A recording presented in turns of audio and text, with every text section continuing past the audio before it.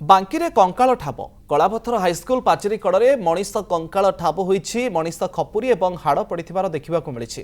ମହିଳା କି ପୁରୁଷର କଙ୍କାଳ ତାହା ଜଣାପଡ଼ିନାହିଁ। ଘଟଣାସ୍ଥଳରେ ବୈଦେଶ୍ୱର ପୋଲିସ ପହଞ୍ଚି ଆରମ୍ଭ କରିଛି ଛାନଭିନ୍। चित्र आप देखुं कलापथर हाईस्कल निकटर जो ठाब हो कंकाल पुलिस अधिक छानभिन जारी रखी जे कौठू से कंकाल आसला किए से कंकाल रखिला ताकू नहीं कि वर्तमान समय तनाखना जोरदार होती मनीष खपुरी और हाड़ पड़ार देखा मिली।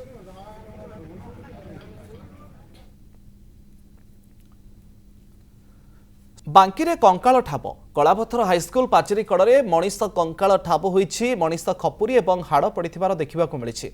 महिला कि पुरुषर कंकाल ताहा जଣାपड़िनाही। घटनास्थल में वैदेश्वर पुलिस पहुंची आरंभ करिछि छानभिन।